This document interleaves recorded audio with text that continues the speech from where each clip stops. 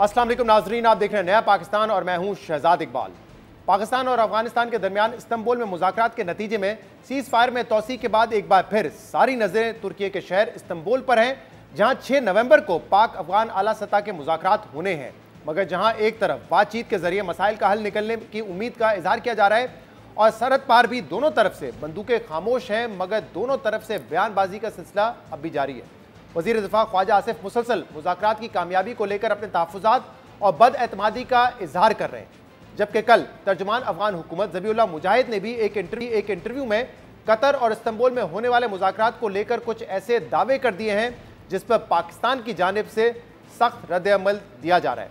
ज़बीउल्लाह मुजाहिद ने कल अपने इंटरव्यू में वज़ीर दिफा ख्वाजा आसिफ के सख्त बयानात का हवाला देते हुए कहा कि मुज़ाकरात के दौरान धमकी आमेज़ बयानात से मुज़ाकरात के माहौल पर बुरा असर पड़ता है। अफगान हुकूमत के तर्जुमान ने मुज़ाकरात को लेकर दावा किया कि पाकिस्तान में सिविलियन हुकूमत ताल्लुकात को बेहतर करना चाहती है, मगर सिक्योरिटी फोर्सेज इस कोशिश को नाकाम बना रही हैं, जिस पर वज़ीर दिफा ख्वाजा आसिफ ने सख्त रद्द-ए-अमल देते हुए अफगान तर्जुमान की जानिब से बदनीयती पर मबनी और गुमराह कुन तबसरों पर वाज़े करना चाहता हूँ कि अफगानिस्तान के हवाले से पाकिस्तान की सिक्योरिटी पॉलिसियों पर तमाम पाकिस्तानियों बशमूल मुल्क की सियासी और अस्करी क़यादत में मुकम्मल इत्तफ़ाक़ राय मौजूद है। पाकिस्तानी अवाम बिलखसूस खैबर पख्तूनख्वा के लोग अफगान तालिबान रजीम की तरफ से भारत की सरपरस्ती में होने वाली वहशियाना दहशतगर्दी से पूरी तरह आगाह हैं और इसके इरादे या तर्ज अमल के बारे में कोई वहम नहीं रखते। इसलिए अब देखना होगा कि 6 नवंबर को दोनों तरफ से इस कदर बदअतमादी के बावजूद सालिसों की मौजूदुगी में तनाज़े का कोई हल निकल सकेगा या नहीं। इस समेत दीगर मामलों पर हम बात करेंगे, जिसके लिए हमें ज्वाइन किया है पाकिस्तान के वज़ीर इत्तलात अताउल्लाह तारर ने। बहुत बहुत शुक्रिया वक्त देने के लिए। अता साहब, हमने देखा जो अफगान तालिबान और पाकिस्तानी वफ्द के जो आखिरी मुज़ाकरात थे उसमें ये तो तय पाया कि सीज़ फायर कंटिन्यू करेगा और एक मॉनिटरिंग मैकेनिज्म होगा जिसकी मोडालिटीज़ के लिए दोबारा 6 नवंबर को तुर्की में मुलाकात होगी। बताइएगा कि हुकूमत पाकिस्तान कितनी पुरुमीद है कि इसका कोई पॉजिटिव आउटकम आएगा सालिसों की मौजूदगी में, क्योंकि अभी भी हमें नज़र आ रहा है कि अफगानिस्तान से बड़े सख्त किस्म के बयानात आ रहे हैं, एक ट्रस्ट डेफिसिट नज़र आता है और शायद आपकी नज़र से भी गुजरा होगा। उनके जो तर्जुमान है अफगान तालिबान के ज़बीउल्लाह मुजाहिद, उन्होंने ये कहा है कि पाकिस्तान में जो सिविलियन हुकूमत है वो ताल्लुकात को बेहतर करना चाहती है, लेकिन फ़ौज की कोशिश है कि ये ताल्लुकात ख़राब हों और उसमें नाकामी हो, जिसका बड़ा सख्त जवाब भी दिया है ख्वाजा आसिफ साहब ने और ये बताया है कि सिविलियन और सिक्योरिटी फोर्सेस तमाम लोग एक पेज पर हैं। बहुत शुक्रिया शहजाद साहब, बड़ा इंपॉर्टेंट सवाल है। देखिए, एक तो जो पाकिस्तान का वफ़द था जो मुज़ाकरात में शरीक था, उसने बहुत ही साबित कदमी से और बहुत संजीदगी से इन तमाम मामलात को खुश उसलूबी से सारा तय किया और बीच में आपको पता है कि एक ब्रेक डाउन भी हुआ और पाकिस्तानी वफ़द जो है वो वापसी की तैयारी कर रहा था और फिर होस्ट कंट्री की इंसिस्टेंस पे, उनके इसरार पर वो वफ़द वापस गया और टॉक्स दोबारा शुरू हुई। जो तातुल का शिकार थी वो मुज़ाकरात दोबारा बहाल हुए। एक तो देखिए, हम कतर का भी और अपने बरादर मुल्क, दोनों बरादर मुल्क हैं, तुर्की का भी बिल्कुल एक दिल से शुक्रिया अदा करते हैं कि उन्होंने एक अमन के लिए, दहशतगर्दी के खात्मे के लिए एक भरपूर काविश, भरपूर कोशिश की है। एक तो उनका एक किस्म जो किरदार है वो काबिल कदर है। और देखिए, जो प्रोपेगेंडा एक वॉरफेयर शुरू किया है अफगान तालिबान रजीम ने, उसका जो जवाब ख्वाजा आसिफ साहब ने दिया, उन्होंने कहा कि ना सिर्फ सिविल लीडरशिप, मिलिट्री लीडरशिप, बल्कि पाकिस्तानी अवाम वो डट के खड़े हैं दहशतगर्दी के खिलाफ और जो हमारी सिक्योरिटी पॉलिसी है उस पर तमाम लोगों का इत्तेफाक है। और इनकी अपनी फ्रैक्चर रजीम है, क्योंकि अफगान तालिबान रजीम का अफगानिस्तान के अंदर मुकम्मल कई जगहों पे कंट्रोल नहीं है, फ्रैक्चर्स हैं, उसके अंदर फ्रैगमेंट्स हैं, उनकी ऑब्वियसली तमाम फैक्शन उनके कंट्रोल में नहीं है। तो वो एक अपनी खिफत मिटाने के लिए पाकिस्तान पे इल्ज़ाम ना धरे। पाकिस्तान में unity of thought and action है between civil and military leadership और एक तारीखी एक जो एक इत्तेहाद है वो नजर आता है। तो ये एक प्रोपेगेंडा करने की कोशिश की गई जिसका भरपूर जवाब दिया गया। देखिए, जो बुनियादी बात है इसमें वो ये थी कि दहशतगर्दी का खात्मा, क्रॉस बॉर्डर टेररिज्म का मुकम्मल तौर पे उसकी रोकथाम और इस बात को इंश्योर करना कि बॉर्डर की जो सैंक्टिटी है, जो एक टेरिटोरियल इंटेग्रिटी है, वो वायलेट ना हो और दहशतगर्द जो हैं वो कार्रवाइयाँ ना करे और अफगान सरजमीन इस काम के लिए इस्तेमाल ना हो। तो देखिए, मैं तो पुरुमीद हूँ कि इस रिव्यू के अंदर तमाम तर चीज़ों को देखा जाएगा और जो पिछली अब जो मरहला है, इन तमाम जो आपने बातें की उस पर इत्तेफाक अब हो चुका है और अब सिर्फ मोडालिटीज तय कर रही है कि किस तरीके से मॉनिटरिंग की जाएगी, किस तरीके से वेरिफिकेशन जाएगी। ये मामला अब तय होने या वापस दोबारा इस पर डिबेट होगी कि देखें आपकी तरफ से ये होता है, वो कहेंगे नहीं हमारी तरफ से नहीं होता, आपकी तरफ से ये होता है?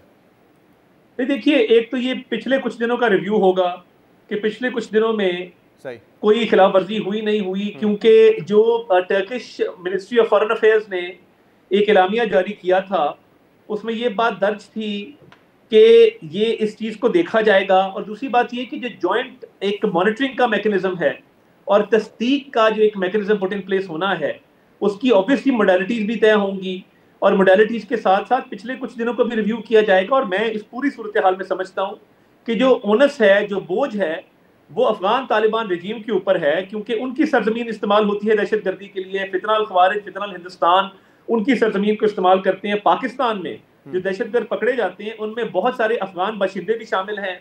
और देखिए, जब जॉइंट मैकेनिज्म बन गया, पाकिस्तान तो सबूत देता रहा है इंटरनेशनल फोरम्स के ऊपर भी, दोस्त ममालिक को भी, और जो इसमें लोग शरीक रहे हैं मुज़ाकरात में उनको भी। तो पाकिस्तान के लिए अब एक एडिशनल फोरम मैसर होगा कि पाकिस्तान जो तमाम दस्तावेजी सबूत है, जो इंटेलिजेंस सबूत है, वो उस फोरम के सामने रख सकेगा और अफगान तालिबान रजीम को उस पर एक्शन लेना होगा। वरना उसमें ये बात भी दर्ज है कि अगर एक्शन नहीं लेंगे और खिलाफ वर्जी के मुर्तकिब पाए गए तो सजा भुगतनी होगी, सजा भी दी जाएगी। तो अब ये पाकिस्तान को बड़ा ये समझाइएगा, क्योंकि अब तक इन मुज़ाकरात से पहले तो हमने एक वाज़ेह पॉलिसी बना ली थी कि अगर दरअंदाजी होगी और पाकिस्तान की सरजमीन पे कोई अटैक होगा तो पाकिस्तान फिर अफगानिस्तान की सरजमीन पे जवाब देगा उसका, वो हमने देखा। लेकिन अब अगर इस मुआहदे के बाद भी कुछ ऐसा एक्ट होता है उनकी सरजमीन से, तो फिर हम क्या डायरेक्ट जवाब नहीं देंगे और पहले हम सबूत जो है वो लेके जाएंगे इन सालिसों के पास, या सालिस अपनी वेरिफिकेशन करेंगे और फिर उनको कहेंगे अफगानिस्तान को कि आप इनके खिलाफ कार्रवाई करें? अब ये राउट होगा क्या? देखिए, ये तो उस सिचुएशन पे डिपेंड करता है जो राइज करती है। अगर सिचुएशन बहुत संगीन हो और पाकिस्तान को जो है वो जवाब देने का हक हासिल हो इंटरनेशनल लॉ के मुताबिक और यूएन चार्टर के मुताबिक, तो ये तो हर सिचुएशन पे डिपेंड करेगा कि जो सिचुएशन अराइज हुई है वो क्या अराइज हुई है। मगर जब से ये एक मैकेनिज्म इस्टेब्लिश होगा जिसमें एक मुश्तरका तस्दीक होगी, सबूत दिए जाएंगे और उसकी बुनियाद पर खिलाफ वर्जी करने वाले को सजा दी जाएगी, तो मैं समझता हूँ कि हर सिचुएशन के अपने मेरिट्स होते हैं। तो ये एक एडिशनल फोरम जो पाकिस्तान को मैसर हुआ है, इससे पाकिस्तान का स्टांस जो है वो स्ट्रांग होगा और सजा देने की जो एक अथॉरिटी आई है जिसमें दोस्त ममालिक भी शामिल हैं, तो फिर अफगान तालिबान रजीम के पास बहाना कोई नहीं होगा। वरना वो बहाना करते थे, कोई ना कोई उज़र पेश करते थे। अब उज़र पेश करने की, बहानेबाजी की कोई गुंजाइश नहीं है, क्योंकि एक थर्ड पार्टी इन्वॉल्व है और उसके सामने सारे दस्तावेजी सबूत रखे जाएंगे। एक और मामला जो है वो ये जो कल ज़बीउल्लाह के इंटरव्यू में सामने आया, उन्होंने एक बात कही है जिसका वैसे तो जवाब दिया है वज़ारत इत्तलात ने, लेकिन मैं चाहूँगा कि आप उसको ज़रा ज़्यादा एलैबोरेट करें। उन्होंने कहा है कि पाकिस्तान को हमने ऑफ़र की थी कि अगर आपको खदशा है कि हमारे यहाँ से कुछ लोग ऐसे हैं जो कि वहाँ जाके कोई एक्टिविटी करते हैं तो हम उनको हैंड ओवर करने के लिए तैयार हैं, हम पाकिस्तान उनको भेज देते हैं वापस। लेकिन पाकिस्तान ने मना किया और पाकिस्तान ने कहा नहीं कि आप उनको अरेस्ट करें, आप खुद उनके खिलाफ एक्शन लें। ये क्या मामला है? क्या ऑफर? मैं ये समझता हूँ इसका जवाब हम बड़ी तफसील से दे चुके हैं और ये मुझे समझ नहीं आती कि जब मुज़ाकरात हो जाते हैं तो इनको क्या ज़रूरत पड़ती है इस तरह के बयानात देने की और एक सिचुएशन को कॉम्प्लिकेट करने की। मामला देखिए बिल्कुल क्लियर हैं और मैं ये समझता हूँ कि इसमें जो इनकी तरफ से नए नए एक तौजीहात पेश की जा रही हैं उनको हम रद्द भी कर चुके हैं।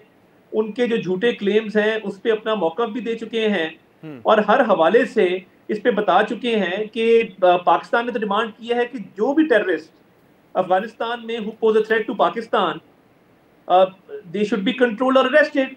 मगर जब अफगान साइड ये कहती है कि पाकिस्तानी नेशनल्स हैं और ये हैंड ओवर करेंगे डेजिग्नेटेड पोस्ट के थ्रू, देखिए पाकिस्तान की एक लॉन्ग स्टैंडिंग पोजीशन है और जो ये क्लेम्स अब नए कर रहे हैं, मैं ये बिल्कुल इसको समझता हूँ कि ये बिल्कुल ट्विस्टिंग ऑफ फैक्ट्स है। और देखिए, दहशतगर्दी का खात्मा हम चाहते हैं और ये हमने क्लियर किया कि अफगान सरजमीन पाकिस्तान के खिलाफ इस्तेमाल ना हो। तो ये बहुत ही एक हमने तो इमीडिएटली ये प्रपोज किया कि आप हैंड ओवर करें, जो भी लोग आप समझते हैं कि मुलव्विस हैं वो जो भी हैं आप उनको हैंड ओवर करें और डेजिग्नेटेड बॉर्डर पोस्ट के थ्रू करें। और ये पाकिस्तान की लॉन्ग स्टैंडिंग पोजीशन रही है कि अगर इनके ख्याल में कोई पाकिस्तानी वहाँ मौजूद हैं जो इन एक्टिविटीज़ में मुलव्विस हैं, फिलफौर हैंड ओवर करें। हमेशा ये होता है कि हमारी इंटेलिजेंस एजेंसी अपनी महारत से हम लोग चाहते हैं हैंड ओवर करें, यानी अरेस्ट करके हैंड ओवर करें, तो वो भी यही कह रहे हैं कि हमने कहा था हम पाकिस्तान भेज देते। फर्क क्या है इस बात में एग्जैक्टली? नहीं देखिए, ये तो पाकिस्तान की लॉन्ग स्टैंडिंग पोजीशन है ना, इसमें तो चेंज कोई नहीं आया। पाकिस्तान ने तो ये कहा है कि टेररिस्ट हैं अफगानिस्तान में जो एक थ्रेट पोज करते हैं और इनको कंट्रोल करना है। और ये जो बयानात ये दे रहे हैं कि हमने इन्फॉर्म किया, भाई हम इंटेलिजेंस शेयरिंग तो हम करते रहे आपके साथ कि कौन कौन लोग मौजूद हैं, उनका क्या क्या जो है वो रोल है दहशतगर्दी के अंदर। तो इस तरह की मिसलीडिंग स्टेटमेंट्स देना, ये तो देखिए पाकिस्तान की लॉन्ग स्टैंडिंग पोजीशन है। ठीक है, अब मुझे बताइएगा, क्योंकि वजीर आजम साहब ने 2 दिन पहले भी ये कहा और हमने पाकिस्तान तहरीक इंसाफ के लोगों से इस पर बात की, उन्होंने कहा, वजीर आजम ने कहा हम तमाम तरह ताउन करने के लिए तैयार हैं। अब वो कहते हैं जो दहशतगर्दी के जंग वाला मामला है, मीरा खान उनके मिनिस्टर हैं, उन्होंने हम बिल्कुल जो फेडरल हुकूमत की पॉलिसी होगी उस पर चलने के लिए तैयार होंगे, लेकिन हमें ऑन बोर्ड ले, मुज़ाकरात में हमें शामिल करें, और शायद वो अपना एक जिरगा भी बुलाना चाह रहे हैं जिसमें तमाम पार्टीज भी होंगी। तो क्या अगर वजीर आजम भी कह रहे हैं कि हम ताउन करने के लिए तैयार हैं, क्या कलेक्टिवली बैठ के कोई पॉलिसी बनाई जा सकती है इस पर? देखिए, ये तो तब बनेगी ना जब ये इजलास में शरीक होंगे। जो उस दिन एक नेशनल एक्शन प्लान के हवाले से और तमाम सूबों के चीफ मिनिस्टर मौजूद थे, एक ओवरऑल मीटिंग हुई जिसमें लॉ एंड ऑर्डर भी डिस्कस हुआ, अफगानिस्तान की सूरत हाल भी डिस्कस हुई। उसमें तो ये वज़ीर आला KP शरीक ही नहीं हुए। इन्होंने मुजम्मिल असलम साहब को भेजा, और वो फाइनेंस के आदमी हैं, वो इकोनॉमी को समझते हैं, उनके पास शायद वो मैंडेट नहीं था कि वो कमेंट कर सकें ये लॉ एंड ऑर्डर के ऊपर। तो देखिए, जब आप इजलास में शरीक ही नहीं होंगे और you will play to the gallery, और वहां पे आप सियासी बयान देंगे और वो अपना जो भी आपके लीडर की है एक मामला उनको आगे लेके चलेंगे, वो आप जरूर लेके चलें, सियासत आपका राइट है, मगर साथ साथ रियासती उमूर भी आपकी जिम्मेदारी है। KP का पूरा सूबा है, KP के अवाम का तहफ़्फ़ुज़ है, लॉ एंड ऑर्डर के मामलात हैं। जो बंदा इजलास में नहीं आएगा, वज़ीर आज़म ने दोबारा कहा कि जी आप आए, इजलास में आएंगे तो कोई बातचीत आगे चलेगी ना। ये इस तरह टीवी पे बयान देने से तो बातचीत आगे नहीं चलती है। उन्होंने अपना रोल प्ले करना है। वज़ीर आज़म साहब ने बड़ी फराख दिली के साथ एक बड़े के तौर पे और मुल्क के वज़ीर आज़म के तौर पे उन्होंने बिल्कुल एक बजा तौर पे इनको कहा कि मैं आपको पेशकश करता हूँ कि हम आपके साथ ताउन करने को तैयार हैं, आप आए बैठें। तो इनका आना लाजिम है, वरना आए बगैर किस तरह किसी चीज पे को बात है। आपने शायद ये कुछ डेवलपमेंट्स देखी हो पाकिस्तान तरीके। साबिक रहनुमा फवाद चौधरी, इमरान इस्माइल, उन्होंने शाह महमूद से मुलाकात भी की और वो कह रहे हैं कि हम चाहते हैं सियासी टेम्परेचर नीचे आए। तो फवाद चौधरी साहब ने हमें भी इंटरव्यू में ये कहा है कि अब अगले हफ्ते हम कोशिश करेंगे स्पीकर कौमी असेंबली, चेयरमैन सेनेट और नून लीग में भी जो ऐसा तबका है जो बातचीत करने के लिए तैयार है, उनसे मुलाकात करें और उनसे कहें कि आप पहल करें, थोड़ा सा टेम्परेचर नीचे लेकर आए। जिन लोगों की इंटाइटलमेंट है बेल की, उनको बेल मिलने दें ताकि माहौल पैदा हो और फिर PTI भी एक कदम पीछे हटे, इमरान खान भी एक कदम पीछे हटे, ताकि सियासी टेम्परेचर नीचे आए। तो अब ये जो इमरान इस्माइल, फवाद चौधरी साहब नून लीग के लोगों से मिलने के लिए ख्वाहिशमंद है, क्या नून लीग मुलाकात करेगी और इस इशू पे बात करने के लिए तैयार हैं आप लोग? देखिए, मैं तो ये समझता हूँ कि बिल्कुल बातचीत करनी चाहिए, और ये सियासी लोग हैं, वो फवाद चौधरी हो, वो शाह महमूद कुरैशी साहब हो, जिन्होंने सियासत ग्रास रूट लेवल से देखी है और सियासत के दाव पेच को समझते हैं, सियासत का उतार चढ़ाव समझते हैं। तो मैं ये समझता हूँ कि ये बड़ा खुशाइंद है अगर ये उन्होंने बयान दिया है। मगर मैं ये कहना चाहता हूँ कि जो कोर्ट के मामलात हैं वो तो लीगल मामलात हैं, वो अदालतों के अंदर हैं, उसमें तो कोई इंडिविजुअल कोई रोल नहीं प्ले कर सकता। मगर सियासी टेम्परेचर को नीचे लाने के लिए बातचीत होनी चाहिए, पहले भी हुई थी, अब भी होनी चाहिए।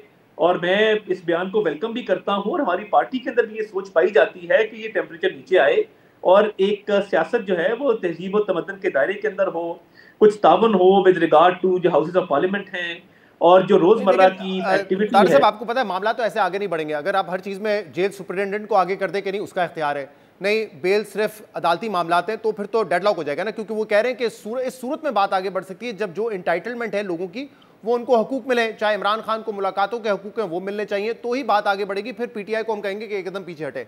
आपको भी पता है कि मियाँ साहब के जब लंदन में थे, यहाँ पे एक जुडिशरी का मामला था, रिलीफ नहीं मिल रहा था, बाद में जब रिलीफ मिलने का टाइम आता है तो बड़ा तेजी से मिलना शुरू हो जाता है। तो बिल्कुल ठीक है, अदालती फैसले हैं, लेकिन कहीं ना कहीं इदारों का, एग्जीक्यूटिव का इसमें किरदार होता है। देखिए, मैं ये समझता हूँ कि बातचीत का आगाज तो हो, बाकी जो डिटेल की बातें हैं वो तो ऑब्वियसली कानून के मुताबिक होनी है, आइन के मुताबिक होनी है। मुलाकातें भी देखिए कानून के मुताबिक होती हैं, फैमिली की, वकला की, तो वो तो कानूनी चीज़ें हैं। मगर मैं ये समझता हूँ कि बातचीत एक अच्छी चीज़ है, उसमें क्या डिटेल्स तय होती हैं वो तो वक्त बताएगा, और वो मिलने जुलने से ही तय होंगी और वो कानून और आइन के दायरे के अंदर होंगी। मगर मैं ये समझता हूँ कि एक स्टार्टिंग पॉइंट ज़रूर होना चाहिए, और इस बातचीत को मैं खुशाइंद समझता हूँ कि ये एक अच्छी चीज़ है। ठीक है, इसके अलावा आज PTI ने एक प्रेस कॉन्फ्रेंस की है और उसमें उन्होंने ये कहा है पीटीआई खैबर पख्तूनख्वा की जो मिनिस्टर्स हैं उन्होंने कि जो 9 मई को हमले हुए जिनमें रेडियो पाकिस्तान पेशावर पे भी हमला हुआ, उसकी इंक्वायरी कमीशन तश्कील दी जाएगी और कह रहे हैं कि पहली काबीना की जो हमारी मीटिंग होगी उसमें हम ये गोट दे देंगे, हाई कोर्ट को भी कहेंगे, और वो नहीं करते तो फिर एग्जीक्यूटिव खुद से इंक्वायरी कमीशन बना लेगा, क्योंकि वो कह रहे हैं कि हमारे खिलाफ एक ट्रैप, ठीक है, पीटीआई को इसमें फंसाया गया है। अब रेडियो पाकिस्तान ऑब्वियसली आपके जुरिस्डिक्शन में आता है, यानी आपकी वजारत के अंडर है, तो इंक्वायरी हो जाए, अच्छी बात है, पता चल जाएगा। आप इसके हक में हैं? देखिए, बात यह है कि इंक्वायरी तो वहां पे होती है जहां पे कोई अभाम हो। जब it is as clear as daylight, उन लोगों को देखा जा सकता है जिन्होंने हमले किए, आग लगाई, जलाओ घेराव किया, वैंडलिज्म किया, कानून को तोड़ा, जिन्होंने कैप्टन कर्नल शेर खान शहीद के मुजस्मे की बेहुरमती की, वो लोग देखे जा सकते हैं, पहचाने जा सकते हैं, दे आर आइडेंटिफाइड। ये जब इंक्वायरी की या कमीशन की बात करते हैं तो ये इसमें अभाम पैदा करना चाहते हैं, ये अपनी मर्जी का उसके अंदर आंसर लाना चाहते हैं और उस मर्जी की आउटकम उससे अखज करना चाहते हैं। ये बिल्कुल क्लियर मैटर है। क्रिमिनल केस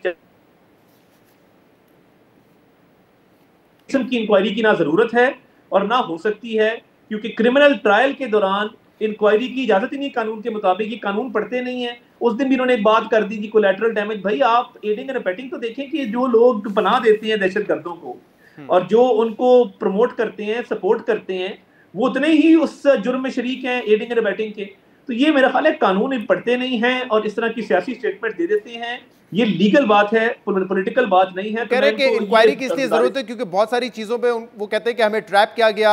इमरान खान पहले ही कह चुके हैं कि फुटेजेस हमें चाहिए, सीसीटीवी फुटेज का है, ये सारी चीज मंजर आम पर आ जाएगी, पता चल जाएगा कि हमारा कितना कसूर है कितना नहीं है। देखिए, जब कोर कमांडर हाउस लाहौर के बाहर उनकी तीनों बहनें मौजूद थीं और उनके तमाम रहनुमा देखे जा सकते हैं, तो भी ये कैसा ट्रैप है। और देखिए, उनके रहनुमा जिसमें सनम जावेद ने कहा जी चलो कोर कमांडर हाउस, वो सारी वीडियोस मौजूद हैं। ये लिबर्टी इकट्ठे हुए, ये इन्होंने खुद फैसले किए।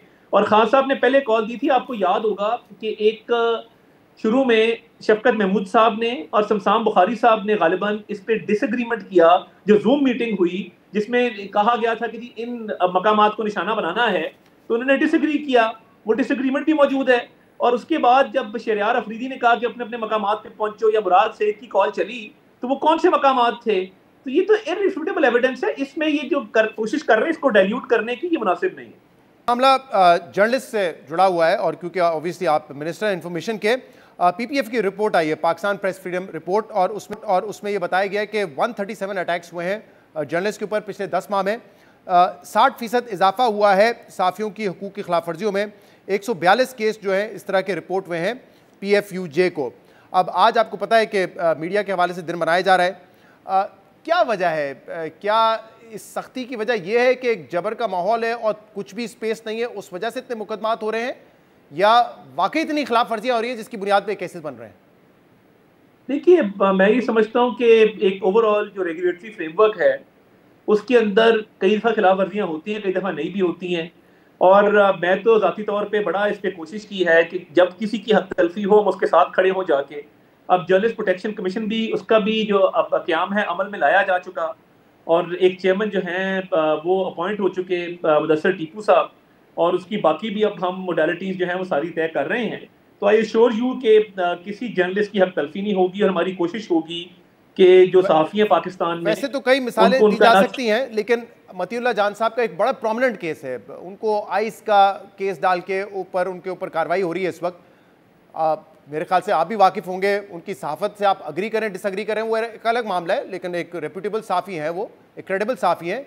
आइस का मुकदमा सेंस नहीं बनती कि उनके ऊपर आइस का मुकदमा डाल के उनको जो है उनके ऊपर कार्रवाई की जा रही है इस वक्त। तो कौन खड़ा हुआ है? जिसने ये मुकदमा दर्ज किया, ये तो उनको पूछेंगे कि जी ये क्यों दर्ज हुआ, कैसे हुआ। अब ये कोर्ट में है और कोर्ट से इसका कोई ना कोई फैसला आ जाएगा। मतीउल्लाह जान साहब तो मैं भी जानता हूं, पिछले तकरीबन कोई आप कह रहे हैं कि हम भी उनकी हेल्प के लिए जाते हैं, हम भी देखते हैं, तो हुकूमत ने क्या अब तक इनिशिएटिव लिया है कि उनसे पूछें जाके क्या मामला है, या फिर इदारों से पूछें? अभी तक देखिए ना उसमें कोई फर्दर प्रोसिक्यूशन हुई, ना उनकी कोई दोबारा गिरफ्तारी के लिए कोई मामला हुआ। उस मुकदमे के दर्ज होने के बाद फर्दर एक्शन कोई नहीं लिया गया। अभी कोर्ट में है तो इसका कोई ना कोई आउटकम निकल आएगा। मेरा कहने का मकसद ये है कि देयर इज नो प्रोसिक्यूशन, उनको कोई खतरा नहीं है, उनकी कोई अप्रीहेंशन नहीं है, फिलहाल उनको गिरफ्तार नहीं किया गया, उनकी बेल नहीं कैंसिल हुई। तो मैं ये समझता हूँ कि इसका कोई ना कोई आउटकम निकलेगा। इसका इंतजार होगा, फिर आप कहेंगे देखिए तो अदालती मामले हम कैसे इंटरवीन कर सकते हैं। अगर तो इस किस्म का आपको भी लगता है कि क्रेडिबल साफियों इस पे झूठा केस बना हुआ है या केस में कुछ झोल है, तो फिर ऑलरेडी चेक हो सकता है ना ये चीज़। तो देखिए बहुत सारे केसेस हैं, अभी पीछे RIUJ का एक केस हुआ और वो मेरी इवन डोमेन नहीं था, मगर RPO साहब ने मेहरबानी की, हमने उनको जब बुलाया नेशनल प्रेस क्लब में जो है वो बैठ के सुलह करवाई और माजरत की, और जिस पुलिस वाले ने वो एक्शन लिया था तारिक बिर्क साहब के खिलाफ जो सदर हैं RIUJ के, उसको सस्पेंड किया गया, उसकी पोजीशन से हटाया गया और उनकी प्रॉपर जो है वो दादरसी की गई। हमने बहुत सारे केसेस के अंदर रिजॉल्व किया है इश्यूज को आपस में बिठा के अफाम तफहीम से, और जहां किसी जर्नलिस्ट की डिमांड रही है कि जी मेरे साथ ज्यादती, उसको हटाया गया। लेकिन एक मामला आता साहब, क्योंकि हमने आपस में भी बैठ के डिस्कस किया है, इसको टीवी पे भी डिस्कस किया है, वो पीका का था। अब पीका के तहत आप लोगों ने कहा कि देखिए हम जो साइबर क्राइम है उसको कंट्रोल करेंगे, उसके तहत NCCI का इदारा बनाया गया और फिर आपने देखा कि उनके 6 एहलकार इस वक्त अरेस्टेड हैं क्योंकि उन्होंने ब्लैकमेलिंग शुरू कर दी थी, रिश्वत लेना शुरू कर दी थी। अच्छी बात है कि FIA ने उनको गिरफ्तार किया है, लेकिन फिर सवाल ये पैदा होता है कि जब आप इतने एब्सोल्यूट पावर्स दे देते हैं तो फिर आपको पता है कि एब्सोल्यूट पावर करप्ट्स पीपल, और यही नजर आ रहा है कि फिर वो अपने इख्तियारात का नाजायज इस्तेमाल करते हैं। नहीं, मैं तो ये समझता हूँ कि उस कानून में ये गुंजाइश थी कि जैसे ही किसी अफसर ने भी खिलाफ वर्जी की या अब्यूज ऑफ पावर किया, वो निर्गे में आया और वो गिरफ्तार हुआ। Otherwise when was the last time आपने देखा हो कि साइबर क्राइम की किसी एजेंसी का कोई अफसर गिरफ्तार हुआ हो? तो मैं ये समझता हूँ कि इस कानून के अंदर गुंजाइश मौजूद थी कि उस कानून के अंदर कभी भी अगर लूप होल होगा तो ये पकड़े जाएंगे। और मैं देखिए सारी दुनिया के सामने उनको गिरफ्तार भी किया गया, उनके खिलाफ कार्रवाई भी चल रही है।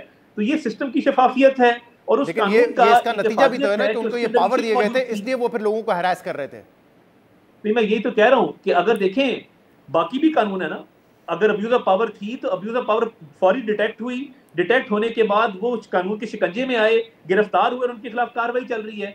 अगर वो अब्यूज ऑफ पावर अनचेक्ड होती तो फिर आप जरूर गिला करते, मगर मेरा तो स्टांस बड़ा क्लियर है कि अब्यूज ऑफ पावर डिटेक्ट करना फौरन और उनको गिरफ्तार करना और कार्रवाई करना, वो फौरी सब तमाम चीजें जो की गई। बहुत बहुत शुक्रिया अताउल्लाह तारा साहब हमारे साथ मौजूद इशूज़ पर उनसे हम बात कर रहे थे। प्रोग्राम में एक ब्रेक शामिल करेंगे, इसके बाद मजीद बात करेंगे।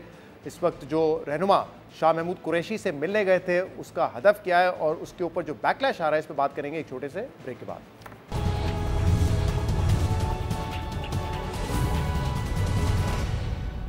Welcome back. पाकिस्तान तहरीक इंसाफ के 3 साबिक रहनुमाओं फवाद चौधरी, इमरान इस्माइल और महमूद मौलवी की लाहौर के अस्पताल में पाकिस्तान तहरीक इंसाफ के 80 रहनुमा शाह महमूद कुरैशी से मुलाकात और कोट लखपत जेल में कैद रहनुमा इजाज चौधरी से मुलाकात के दावों ने एक नई सियासी बहस छेड़ दी है। 2 रोज पहले होने वाली इस मुलाकात के बारे में साबिक पाकिस्तान तहरीक इंसाफ रहनुमाओं ने दावा किया था कि इस मुलाकात का मकसद मुल्क में सियासी दर्जा हरारत में कमी लाना और बानी पाकिस्तान तहरीक इंसाफ इमरान खान समेत सियासी कैदियों की रिहाई मुमकिन बनाना है। और शाह महमूद कुरैशी समेत दीगर रहनुमाओं ने भी उनसे इत्तेफाक किया था, लेकिन शाह महमूद कुरैशी के वकील ने पाकिस्तान तहरीक इंसाफ के साबिक रहनुमाओं के इन दावों को मुस्तरद कर दिया है। शाह महमूद कुरैशी के वकील ने दावा किया कि लाहौर के अस्पताल में होने वाली यह मुलाकात अचानक थी जिसमें कोई सियासी गुफ्तगू नहीं हुई, बल्कि शाह महमूद कुरैशी सिर्फ मुरवतन इन रहनुमाओं से मिले थे और ये मुलाकात बमुश्किल 10 मिनट तक की थी।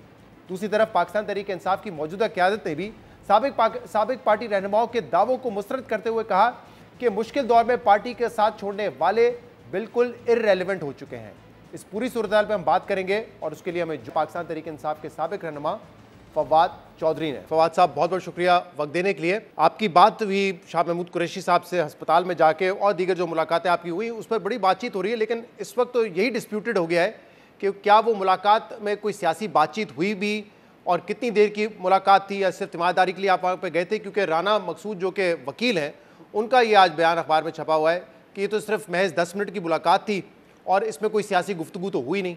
आप लोग कह रहे हैं कि सियासी गुफ्तगू भी हुई और हमारे पॉइंट ऑफ व्यू से इत्तेफाक भी किया है कुरैशी साहब ने। नहीं, पहली बात तो यह है कि राना मुदस्सर तो वहाँ पे वकील थे नहीं, मैंने नहीं देखा उनको वहाँ पे वो मौजूद थे। एनीवे ये रेलिवेंट बात है। जो रेलिवेंट बात है वो ये है कि हमारा पॉइंट रेलेवेंसी है वैसे थोड़ी सी, मैं चले कर लेगा, सही है। फजूल बात है ना, मतलब वो था ही नहीं बंदा, उसकी मैं क्या कमेंट। वो कह रहे कि मैं वहां से निकला ही था और मुझे शाह साहब ने अच्छा चलिए छोड़ें, जो डॉन और बीबीसी दो स्टोरीज हैं तो मैं सिर्फ 4 आंकड़े जो सब्सटेंस है वो दे दूं। इशू ये है कि देखिए पहली बात ये है कि हमारा मौक़िफ़ नहीं है, ये मौक़िफ़ शाह महमूद कुरैशी साहब ने, एजाज चौधरी साहब ने, महमूद रशीद साहब ने, डॉक्टर यास्मीन ने आज से 3 महीने पहले एक ख़त लिखा था अडयाला में और उन्होंने अपना मौक़िफ़ उसके अंदर दिया था। मैं यहाँ पे आपको ये बता दूं कि ये शाह साहब से मेरी कोई अकलौती मुलाकात नहीं है। मैं शाह साहब से दरमियान में कई दफ़ा मिला हूँ। इजाज़ चौधरी साहब से मैं कई दफ़ा मिला हूँ, महमूद रशीद साहब से मैं कई दफ़ा मिला हूँ। ये लोग जो पीटीआई के लोग हैं, ये चूँकि कभी जो लोग जेलों में चले जाते हैं उनको कभी मिलने नहीं गए, तो उनको ये अजीब लग रहा है कि ये कैसे हो गया। अच्छी बात है आज सलमान राजा साहब जो हैं वो गए हैं। हाँ। देर हुई आने में, तुमको शुक्र है फिर भी आए। तो ये थोड़ी सारी अखबार वगैरह में आ गया ये वो, ऐसे कोई ऐसी अनोखी बात नहीं है। मैं सिर्फ आपके सामने, और ये हमने मुलाकात क्यों की, महमूद मौलवी साहब इस्लामाबाद थे, वो मेरे पास आए, उन्होंने कहा कि शाह साहब हॉस्पिटल में हैं और बीमार हैं तो उनका पता लेने जाना चाहिए। तो इमरान भी थे, हमने कहा चलें पता करने चले जाते हैं। और हम जो है वो वहाँ पे गए और फिर हमें मौका मिल गया, हम कोट लखपत भी चले गए, वहाँ पे इजाज़ चौधरी साहब से भी मुलाकात हो गई। महमूद रशीद साहब को बुखार था 103 हॉस्पिटल में, और भी हुई मुलाकात। महमूद रशीद साहब से कम्युनिकेशन हुई, लेकिन बात नहीं। और बाकी वर्कर्स से भी कई मुलाकात हुई। अब बुनियादी तौर के ऊपर जो शाह साहब का अपना जो लिखा हुआ ख़त है और इजाज़ चौधरी साहब का जो अपना लिखा हुआ ख़त है, हम उससे ही एग्री करते हैं। क्योंकि देखें ना, इस वक्त जिसमें वो कह रहे हैं मुज़ाकरात के ज़रिए माहौल को थोड़ा सा ठंडा किया जाए। अच्छा, अब प्रॉब्लम क्या है शहजाद, अगर जो हुकूमत है वो मुज़ाकरात नहीं करती तो पीटीआई के पास फिर क्या ऑप्शन होगा सवाए इसके कि वो धरना दे, लॉन्ग मार्च करे और हुकूमत उसको रोकेगी। अब आप ज़रा अगला 50-60 दिन का एक सिनेरियो देखें ना, क्या होगा अगर एंगेजमेंट नहीं होती। तो सोहेल आफरीदी जो है वो लॉन्ग मार्च करेंगे ही करेंगे, इमरान खान नोइंग खान साहब नेशनल असम्बली से रिज़ाइन करेंगे ही करेंगे, और हुकूमत उसके जवाब में केपी में गवर्नर रूल लगाएगी, उनको रोकेगी और फिर एक पूरा जो है वो तमाशा खड़ा होगा। इससे क्या होगा, पाकिस्तान का पॉलिटिकल टेम्परेचर जिस तरह से पिछले सालों में है उससे भी ऊपर रहेगा, उसका फ़ायदा नहीं है। अब एंगेजमेंट कौन कर सकता है?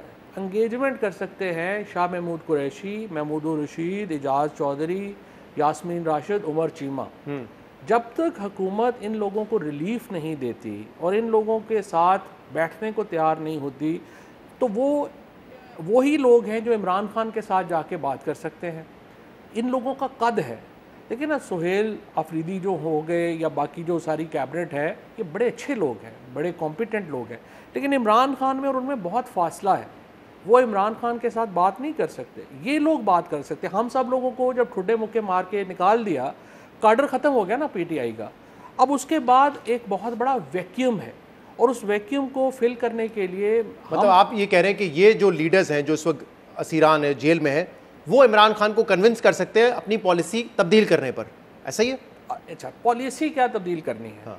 मेरी अर्ज़ ये है कि देखिए ना, हुकूमत एक कदम आगे बढ़ाए, पीटीआई एक कदम पीछे ले। हुकूमत क्या कर सकती है? पहले मेरा अर्ज़ आपसे होगी कि हम अल्टीमेट रिजल्ट पे ना जाएं। इमरान खान को 6 महीने में वज़ीर-ए-आज़म नहीं बन जाना, उन्होंने शाह महमूद कुरैशी ने आगे कोई जो है वो कुछ कर नहीं देना, इजाज़ चौधरी ने कुछ नहीं कर लेना। पहले सिर्फ आप टेम्परेचर नीचे लाने की कुछ सही करें, कोई कोशिश करें। और वो कैसे होगी? आप ये जो लोग हैं जिनकी लीगल इंटाइटलमेंट है बेल, आप इनकी बेल होने दें। जो गुजरांवाला के वर्कर हैं, देखो 34,000 लोगों के ऊपर केस हैं, 90% लोगों के पास पाँव में जूती के पैसे नहीं हैं, वकील उन्होंने कहाँ से करने हैं? आप उनकी 1.5 साल हो गया अपील नहीं लग रही, हाई कोर्ट में 5 साल की सज़ा है। औरतें जो हैं बेचारी वो खज्जल ख़राब हो गई हैं केपी में। इन लोगों को आप रिलीफ देंगे। इमरान खान को एक क्लास उनकी एंटाइटलमेंट है, प्राइम मिनिस्टर ऑफ पाकिस्तान, उनको बुशरा बीबी को जेल में आप एक क्लास दें इस तरह, ताकि एक टेम्परेचर नीचे आए। लेकिन दूसरी तरफ से फिर इसका ये जवाब आएगा कि इमरान खान बयानबाजी बंद कर दें, इमरान खान अपनी सख्त पॉलिसी से पीछे हटें, तो शायद रियायत के दरवाजे भी खुल जाएं, जिनकी इंटाइटलमेंट है उनको बेल भी मिल जाए। देखिए, मैं खान साहब से मिला, जब सवाल तो ये है ना कि क्या इमरान खान पहले एक कदम पीछे हटेंगे और फिर हुकूमत आगे बढ़ेगी, या हुकूमत आगे बढ़ेगी फिर इमरान खान पीछे हटेंगे? ये ट्रस्ट डेफिसिट है। सही बात। मैं खान साहब से मिला 2.5 महीने पहले अडयाला में, तो मैंने उनसे कहा सर बात ये है, आपकी जो जेल है ना, उसने 30-40 मिलियन डॉलर की इकॉनमी क्रिएट कर दी है। लोग हैं जो यूट्यूब के ऊपर बाहर आपके नाम पे पैसे बनाते हैं, लोग वकीलों को फीस देने के लिए फंडिंग्स हो रही हैं, आपके नाम के ऊपर फंडिंग्स हो रही हैं। ठीक है, हुकूमत ने इन्होंने ज़्यादती की, आपको अंदर रखा हुआ है, but let me assure you, आपके ये लोग भी आपको बाहर नहीं आने देंगे। और जब तक हम ये जो आपने अभी बात कही है, अगर हम ये नहीं करेंगे, पीटीआई में और हुकूमत के अंदर इतनी ज़्यादा मुखासमत में मुल्क जो है वो सफ़र करते हैं। हम कर रहे हैं। आपके जो पॉइंट ऑफ व्यू है ना कि देखें वो अपनी दुकानें चला रहे हैं। कल हमने शेख वकास अकरम से जब बात की तो उनकी राय आपके बारे में भी यही है ना, मतलब आपके बारे में, इमरान इस्माइल के बारे में, कि आप लोग मुश्किल वक्त में पार्टी को छोड़ के चले गए, वजारतें आपने एंजॉय की, मुश्किल वक्त आया आप छोड़ के चले गए, और आप भी अपने आप को इमरान खान से एसोसिएट करके रेलेवेंट रखना चाहते हैं सियासत में। उनकी राय भी ऐसी है इस किस्म की आपके बारे में? देख, बिल्कुल सही है इस लिहाज तक कि हम इमरान खान के साथ अपने आप को रेलिवेंट रखना चाहते हैं और हम रहते हैं, क्योंकि हमने आज पीटीआई जो कुछ है वो हमारी वजह से है, शेख वकास की वजह से नहीं है। वो कहते हैं मुश्किल वक्त में तो मैं खड़ा हुआ नहीं, मुश्किल वक्त में कहाँ खड़े हुए? वो तो 2 साल जब पेशावर से नहीं निकला, वो तो बिल में छुपा हुआ बैठा है। मुश्किलात कहाँ निकला है? आप आजाद नहीं है तो मुश्किलात, पूरा खानदान वहाँ पे है, क्या मुश्किलात है, तकलीफें, दुख सब 9 मई से पहले की पीटीआई ने सहा है। मैं 7 महीने जेल रहा हूँ, इनमें से कौन सा बंदा 7 महीने जेल रहा है?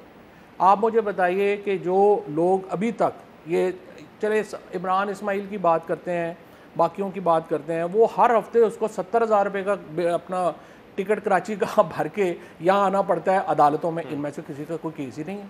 ना सलमान राजा एक दिन जेल गए, ना वकास अकरम एक दिन जेल गए, ना मौजूदा लीडरशिप में कोई बंदा जेल गया। इनकी दिहाड़ियाँ लगी हुई हैं।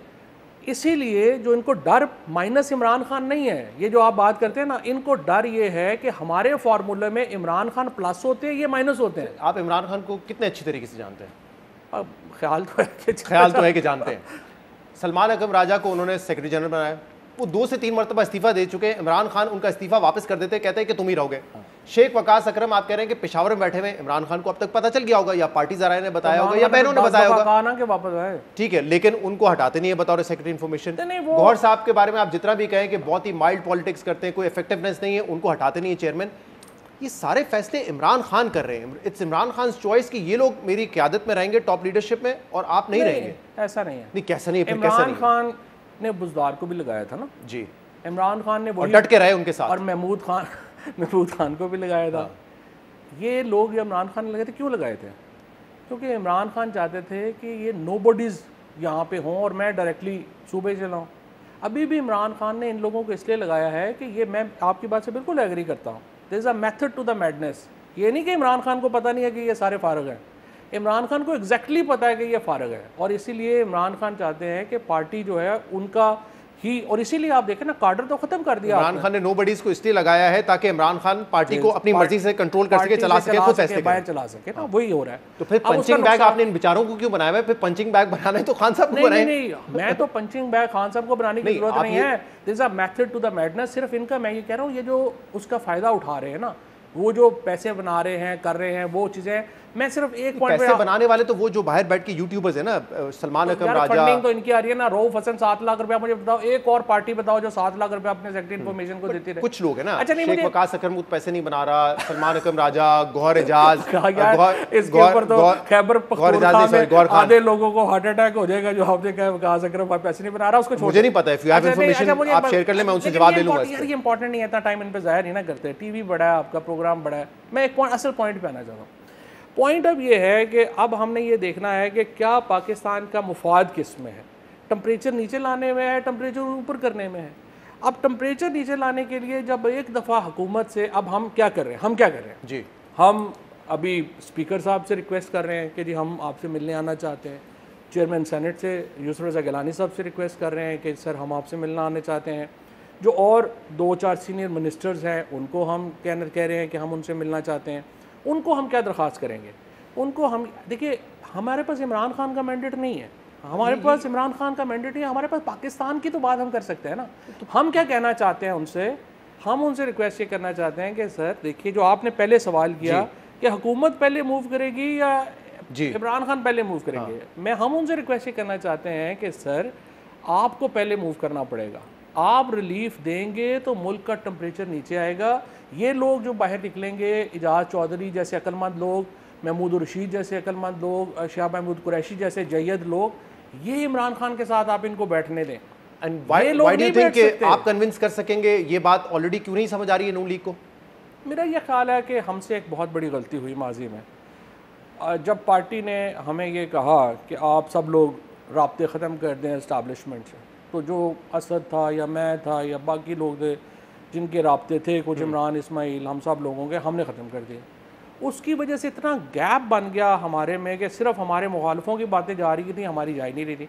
अब ये सिर्फ ये खुद नहीं होती चीज़ें, आपको एक चीज़ें जो हैं उनको करना पड़ता है, आपको पुश करना पड़ता है।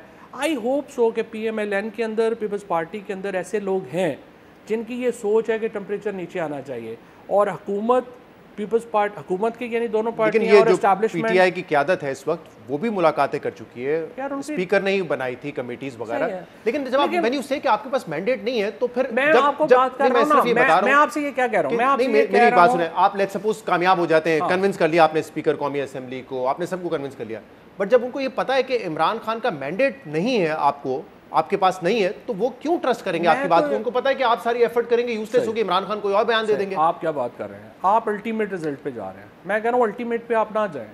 आप नहीं, मैं सिर्फ ये कह रहा हूं, कल इमरान खान ने ट्वीट कर दिया, उनकी बहनें जाके मिले, PTI के लोग जाके मिले, मेरा फवाद चौधरी है, उनसे कोई ताल्लुक नहीं है, ये यूजलेस एक्सरसाइज है, मैं साथ ही नहीं उसके। हम तो कह ही नहीं रहे उनका ताल्लुक, तो फिर वो क्यों आपकी बात? मैं आपसे क्या कह रहा हूं, आप एक देखो, आप जियो के एंकर भी हैं, लेकिन आप एक पाकिस्तानी भी हैं, आप बाहर जाते हैं, आपकी कुछ जिम्मेदारियां हैं, मेरा आपका इंटरेस्ट क्या है? हमारी अपनी ज़िंदगियाँ जो हैं वो नॉर्मल नहीं है। देखो ना, दो चीज़ें हैं, लोग बाहर बैठे हुए हैं, वो सुबह कॉफ़ी पीते हैं, वो यहाँ पे बैठ के ट्वीट्स कर देते हैं, उसके बाद अपने दफ्तर जाते हैं, आराम से काम शाम करते हैं, वापस आते हैं, फिर ट्वीट्स कर देते हैं। लेकिन मेरा तो ये नहीं हाल ना, मुझे तो रोज़ सुबह उठ के अदालत में जाना पड़ता है, मेरी बिज़नेस हमारे तबाह हो गए, ज़िंदगियाँ हमारी तबाह हो गई। आपका, मेरा जो पाकिस्तान में रहते हैं, हमारा इंटरेस्ट है कि ये चीज़ें कुछ सोल्यूशन की तरफ जाएँ, हम अपनी कोशिश करेंगे। अगर वो मानेंगे, आपकी जो बात है ना कि जी वो इमरान खान के मैंडेट किसके पास है, मैं ये कह रहा हूँ इमरान खान का मैंडेट के जो सबसे बेहतर लोग हैं वो लोग हैं जो 2 साल से जेल में हैं। अच्छा, आखिरी पॉइंट, जी, वो लोग और जो खैबर पख्तूनख्वा की लीडरशिप है, सोहेल आफरीदी वगैरह, ये मिलके इमरान खान से बात कर सकते हैं। अभी आपने खुद कहा कि कुरैशी साहब ने, वैसे तो मैं भी कर सकता हूँ, मुझे पक्का पता है। किससे बात कर सकते हैं? खान साहब से। लेकिन ज़ाहिर है अगर वो आपको देंगे नहीं इजाजत देंगे मिलने की, तो फिर ही है ना, नहीं देंगे तो नहीं। बल्कि आप पता नहीं, आपकी मुलाकात के बाद तो ये लोग कह रहे हैं ना कि इससे तो आप शाह महमूद साहब की साख को मुतासिर कर रहे हैं, क्योंकि आपकी जिस बंदे को लग रहा है मेरी रोजी पे लाट पड़ रही है, उसको लग रहा है साख मुतासर हो रही है। सवाल ही करते हैं ना कि यार लोगों की चीफ मिनिस्टर की मुलाकात हो नहीं सकती, आप लोग अस्पताल भी पहुंच जाते हैं, जेल भी पहुंच जाते हैं। राजा की नहीं हुई?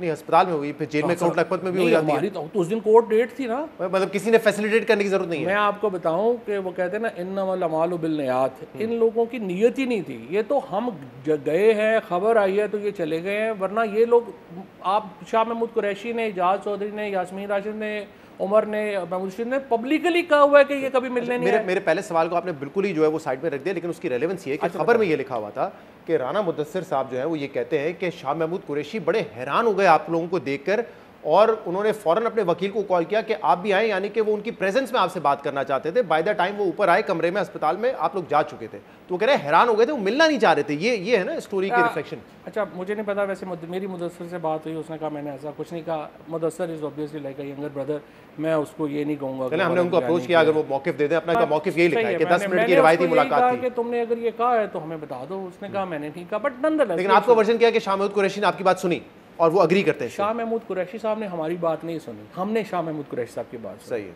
शाह महमूद कुरैशी साहब की बात वही है जो उन लोगों ने अपने ख़त में अडियाला में भेजी हुई। ठीक है, कोई मुख्तलिफ बात। अब जब वो अपनी बात ऑलरेडी भेज चुके हैं वहाँ पे, तो क्या इमरान खान की पॉलिसी उस खत के बाद तब्दील होती नजर आई आपको? और अगर नहीं आई है तो आपके दोबारा शाह महमूद के कहने से और शाह महमूद के दोबारा इमरान खान को कहने से उनकी पॉलिसी कैसे बदलेगी इमरान खान की? कि एक बात, जब मैं और आप मिलकर एक बात कर रहे हैं, वो बात मुख्तलिफ है। एक बात, और इमरान खान तक पता नहीं वो खत पहुंचा भी होगा, नहीं पहुंचा, जो हम श्योर नहीं पहुंचा होगा। लोगों ने बता दिया होगा, इतने सारे लोग मिलते हैं, बहनें भी मिलती हैं, फैमिली तो मिलती है ना। मैं आपको बताऊं, आप अपने शबीर से पूछिएगा जो आपके रिपोर्टर हैं, वो बताएंगे आपको कि वहाँ पे सारे वो लोग बैठे खड़े होते हैं जो सिर्फ ये काम कर रहे होते हैं कि फलाना भी गद्दार है, इसको भी निकाल दें, उसको भी निकाल दें। कभी शबीर डार जैसे रिपोर्टर्स भी जाके हर जो बात हो रही होती है, बात उन तक जब मौका मिलता है वो करते हैं उनसे बातचीत। उस तरह कोई माहौल नहीं है वहाँ पे बात का। अगर इनको मौका मिलेगा, देखिए, knowing Ejaz, knowing Mahmood Rashid, knowing Shah Sahab, and अच्छा मैं तो KP की भी जो सीनियर लीडरशिप है, असद कैसर साहब हो गए, आतिफ हो गया, शहराम हो गया, ये सब लोग, मैं I understand your point of view, लेकिन मसला ये कि शायद आप ये लोग समझना नहीं चाह रहे कि इस वक्त जो भी हार्ड पॉलिसीज हैं PTI की तरफ से, वो whole and sole Imran Khan का फैसला है। यार ये नहीं, मैं पहले मैं सवाल मुकम्मल करूं, फिर आप इसके जवाब दीजिएगा। मैं आपको 2-3 मिसालों के साथ दूंगा ना। सिर्फ ये नहीं है कि उनके ट्वीट में बहुत ही जो है एक सख्त वो मौक़िफ़ होता है जो हमारे यहाँ कहलाया जाता है कि एस्टैब्लिशमेंट के बाद आप डायरेक्टली करेंगे तो सख्त मौक़िफ़ कहलाता है। वो सोहेल आफरीदी को लगाना ये एक सख्त मौक़िफ़ था कि यार वो एक नौजवान है, हार्ड पॉलिसी रखेगा और मुझे ये चाहिए। मतलब उनके बयानात से लेके उनके फैसले जो है ना वो ये रिफ्लेक्ट करते हैं कि वो एक कन्फ्रंटेशन वाली पॉलिसी चाहते हैं। ऐसा नहीं है कि गौहर साहब चाहते हैं या शेख वकास अकरम चाहता है। ये भी शायद बहुत से इनमें से मेरे लोगों से बात होती है पीटीआई की, वो कहते हैं कि यार हमें टेम्परेचर डाउन करना चाहिए, लेकिन जो इमरान खान कहेगा ना वो पॉलिसी होगी, और इमरान खान चाहता है कि हम पीछे ना हटें। ये मामला है। आपकी बात में वजन है, बिल्कुल आपने सही कहा। आप और भी ऐड कर सकते हैं, अचकज़ई साहब को लगाना, अब्बास साहब को लगाना। मसला क्या है? मसला ये है कि जब आप मॉडर्न गवर्नमेंट्स कैसे काम करती है, मॉडर्न गवर्नमेंट्स डेमोक्रेसी में या इवन नॉन डेमोक्रेसी में अपनी अपोजिशन के भी स्टेक्स क्रिएट करते हैं। यहाँ पे आपने अपनी अपोजिशन का एक भी स्टेक नहीं छोड़ा, आपने सारा कैडर ख़त्म कर दिया, आपने उनको जेल में डाल दिया, बेगम को जेल में डाल दिया, उनका स्टेक ही नहीं है सिस्टम के अंदर, और आप एंगेजमेंट भी नहीं कर रहे। तो मुझे बताएं, वो एहतजाज ना करें, वो सख्त पॉलिसी ना बनाएं, तो वो क्या करें? इसीलिए मैं आपसे अर्ज़ कर रहा हूँ कि पहला कदम हुकूमत को लेना पड़ेगा, को थोड़ा स्टेक क्रिएट करना पड़ेगा, चीज़ें लानी पड़ेंगी। आप देखो ना, मतलब सोल्यूशन आप ये कह रहे हैं कि पहला कदम हुकूमत को ही पीछे आगे बढ़ना पड़ेगा, आगे हुकूमत बढ़े, पीछे पीटीआई। ठीक है। और देखो थोड़ी सी अगर मैं, और हुकूमत क्यों ये स्पेस देगी? उनको पता है कि एस्टैब्लिशमेंट से पीटीआई के ताल्लुकात खराब है, हमारे अच्छे हैं, हम इन लोगों को बाहर निकाल कर इमरान खान से मुलाकात करवा के क्यों टेम्परेचर नीचे करवाएं? दिस सूट्स अस। ये बात आपने बढ़िया सही कही है। पहला काम इसीलिए हमें नून लीग से और पीपल्स पार्टी से मिलके ये बात जो है करनी है कि इमरान खान को 2 महीनों में प्राइम मिनिस्टर नहीं बन जाना। ये आपका सेटअप को कोई खतरा नहीं है। अगर 2 साल में अगले 8 साल देख रहे हैं। नहीं, 8 साल की बातें तो पाकिस्तान में तो 3-3, 6-6 महीने की चलती है ना, उसके बाद देख लेंगे ना। पहले तो मैं सिर्फ आपसे यही तो बार बार कह रहा हूँ कि आप अल्टीमेट ना जाएं, वो मुझे नहीं पता क्या होगा। हम सिर्फ चाहते हैं कि इतना माहौल तो बने कि आपस में बात तो कर सके ना। अगर मैं और आप एक दूसरे की शक्ल ही नहीं देखना चाहते तो हम बात कैसे करेंगे? ये माहौल तो हो कि हम एक दूसरे के साथ बैठ तो सके ना, चाय का कप तो पी सकें, उसके बाद बाकी बातें जो हैं वो कर लेंगे। अब इसके बाद जो इम्पोर्टेंट चीज़ है, जो मतलब मैं एक चीज़ सिर्फ आपको कहना चाहता था कि मेरे लिए देखिए बड़ी ये दुख की बात है कि एक कौमी पार्टी तहरीके इंसाफ जितनी बड़ी पार्टी, मेरा अचकज़ई साहब से बहुत मोहब्बत का, एहतराम का ताल्लुक़ है, नासिर अब्बास साहब से बड़ी मोहब्बत का, एहतराम का ताल्लुक़ है, लेकिन आपने इस पार्टी को इतना दीवार से लगाया है कि वो अपनी इतनी बड़ी पार्टी पॉलिटिशियन के हवाले कर दी है, इतनी बड़ी पार्टी सेक्रेटेरियन पॉलिटिशियन के हवाले कर दी है। मेरे लिए तो बड़ी दुख की बात है ना कि एक इतनी बड़ी जो पार्टी जो हमने जिसमें इतना कंट्रीब्यूट किया हुआ है, जो 2018 के इलेक्शंस में अगर हम जीते हैं तो हमारी भी तो उसमें पूरी जो थी वो एफर्ट और कोशिश थी, उस पार्टी को इस तरह से हम नीचे जाते तो नहीं देख सकते। इस सारे फॉर्मूले में 2 मसाइल हैं, और आपको ये शायद सुनने में बुरा लगे लेकिन आपको पता ही हकीकत है कि पीटीआई में और इवन इमरान खान के लेवल तक आप लोग डिस्क्रेडिट हो चुके हैं क्योंकि आपने पार्टी ऐसे वक्त पे छोड़ी। फिर एक ये भी स्टैंप लग जाता है कि देखें अगर आप मुलाकातें कर रहे हो, ये करना चाह रहे हैं तो किसी के कहने पे करना चाह रहे हैं, शायद एस्टैब्लिशमेंट आपको पुश कर रही हो। तो जब आप ये लेके जाते हैं तो पीटीआई में तो इस वक्त आप देख रहे होंगे ओवरऑल एक जो माहौल है, चाहे वो वर्कर का हो या लीडरशिप जो भी है उनकी, वो ये है कि यार ये लोग छोड़ के जा चुके हैं, इनका कोई ताल्लुक नहीं है, इनकी बात करना या कुछ करना कोई अहमियत नहीं रखती है। नहीं, ये बात तो क्या आपकी बात इवन शाह महमूद सुनकर ये जुर्रत करेंगे कि मैं फवाद का पैगाम लेके या जो भी आप लोगों ने बात की मैं जाऊं अब इमरान खान की तरफ, या एजाज चौधरी साहब जाएंगे? वो तो कहेंगे कि यार इमरान खान को हम सामने कहेंगे ये फवाद हमसे मिलने आया था, वो कहेंगे यार साइड में रखो इनको, और तुम भी गद्दार हो गए हो और तुम भी शायद डील करके आ गए हो, फला जो इस तरह की बातें होती हैं। अच्छा, पहली बात तो यह है कि ये कोई प्रॉब्लम नहीं है क्योंकि पीटीआई तकरीबन अपने 50 उन लोगों को वापस ले चुकी है जिन्होंने पहली प्रेस कॉन्फ्रेंस की। ऑन अब्बास बपी गए, वापस आ गए, अपने जो हमारे उमर डार साहब वगैरह है उन्होंने प्रेस कॉन्फ्रेंस की, वापस आ गए। उसके बाद आपके जो यहाँ पे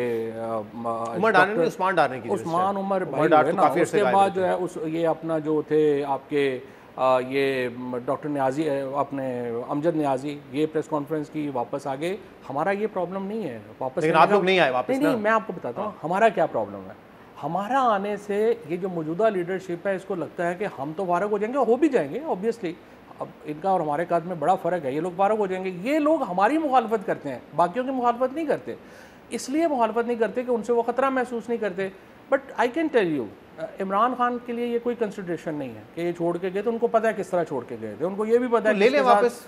अच्छा मैसेज जाएगा पार्टी में कि देखो मैंने सबको ले लिया जो मुसीबत में छोड़ के गया। फार्मूला फिर नहीं ना एक्ट होगा। तो फिर इसलिए इमरान खान साहब का जो इस वक्त चीज़ है वो क्या कहते हैं कि मैं आऊँगा तो करूँगा, वो इशू नहीं है। तो आप इमरान खान की लीडरशिप पे ही एक बहुत बड़ा सवाल उठा रहे हैं और विच ये पॉइंट ऑफ व्यू बड़ा स्ट्रॉन्ग है कि वो ऐसे नोबडीज को लगाते हैं कि वो सारे मामला खुद चलाएं, मतलब it is a recipe for disaster. नहीं, इट इज बेनजीर भुट्टो ने मुश्ताक वाहिद साहब को लगाया था, नवाज शरीफ ने गुलाम फिर तो आपकी जितनी भी तनकीद होनी चाहिए, अगर फिर तो वो इमरान खान पे होनी चाहिए, वो किसी सलमान अकरम राजा या फिर शेख वकास पे नहीं होनी चाहिए।